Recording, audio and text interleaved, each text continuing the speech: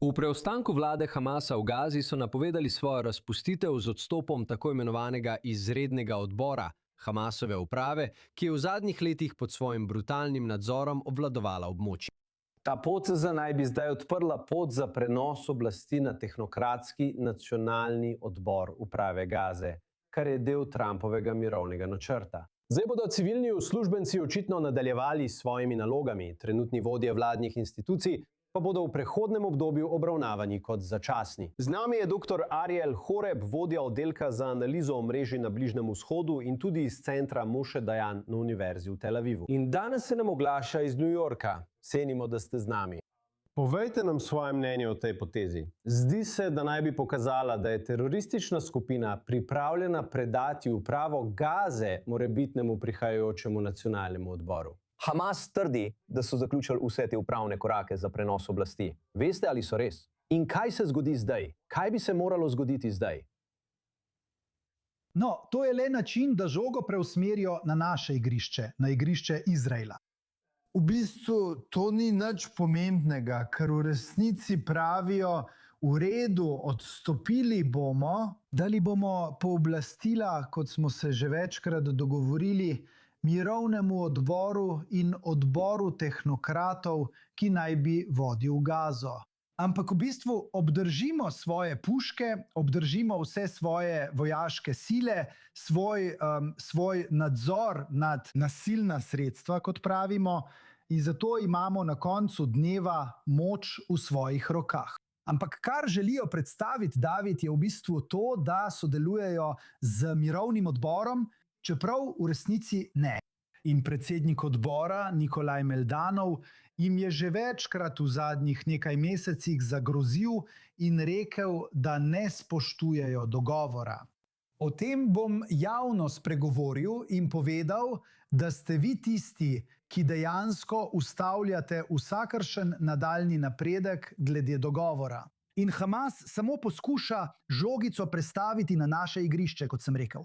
No, ali jim to lahko uspe? Ker slišim mednarodne argumente, da Hamas, veste, napreduje s tem. Izraelska stran ovira možnost, da bi ta prehodni svet vstopil in to nerealno pričakovanje, kot pravijo mednarodno, ne moje besede, da se Hamas razoroži, preden se to zgodi, kar ni realno. Palestinska entiteta mora najprej priti in to omogočiti. Zdi se, da tukaj obstaja neskladje. Vsaj kot se trdi, da v resnici Izrael zavlačuje ta proces, ker čaka na nekaj, kar se nikoli ne bo zgodilo. Z drugimi besedami, da bi Hamas v celoti odložil orožje. Kako vi to vidite? No, točno na to so računali oni in njihovi posredniki. Vedeli so, da bodo zavlačevali, zapravljali čas, da bodo vsi mislili ubogi civilisti in zato bi morali opustiti razorožitev Hamasa. Ampak Izrael pravi, poslušajte, to je drugo poglavje v dogovoru. In dejstvo, da je drugo, kaže na njegov pomen za nas. Očitno se temu ne bomo odpovedali. Ampak Hamas podpirata Turčija in Katar ter posredniki na splošno gledano. Zdaj je res odvisno od Združenih držav, da ostanejo trdne, kot smo slišali, da je Nikolaj Meldanov ostal trden glede tega. In on je zelo pomembna, ključna oseba pri tem vprašanju in podpira izraelsko stališče pri tem. In na koncu dneva bi morala Izrael reči, poslušajte, nikomur ne bomo dovolili.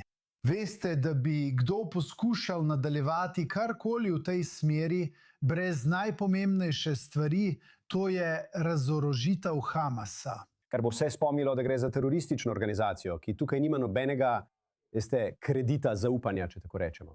Torej imate prav, Izrael ne bi smel tvegati ničesar. Kaj pa menite, veste, povezave z drugimi frontami ali lekcije? Recimo tako, da se je Hamas morda že kaj naučil iz našega boja s Hezbolahom, iz Irana. In tiho so opazovali strani, lahko bi rekli. To je bila za Izrael najmirnejša fronta v zadnjem letu, veste, ali pa od lanskega septembra, od dogovora o talcih.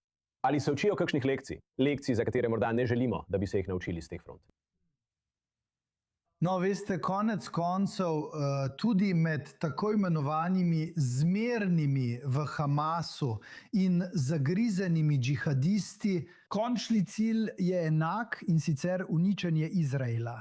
Torej, stvar ni v tem, da bi rekel, da je razprava med njimi o tem, ali naj nadaljujejo s tem ciljem, ampak o tem, kako naj ga uresničijo in v kakšnem časovnem okviru. To je vedno vprašanje znotraj Hamasa.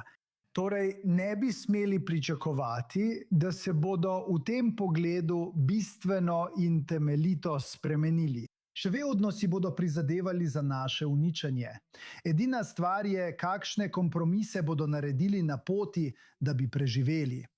Torej, vse to vidijo. Ampak veš, David, tudi za Hamas to ni prvič. Preživeli so drugo intifado leta 2004, ko jih je Izrael res močno udaril, in v dveh in pol letih so prevzeli Gazo. Bili so dovolj močni, da so to storili. Tako Hamas razmišlja glede vseh izzivov, tudi tistih najtežjih. Zato pogosto cenim jasnost, ki jo ponujajo. Če berete in poslušate, kar pravijo, se ne pretvarjajo, da so nekaj drugega. Skupaj s Hezbolahom in Iranom saj povedo, kar mislijo. Vsi bi jih morali poslušati. Dr. Harel Harel, hvala, ker ste bili z nami.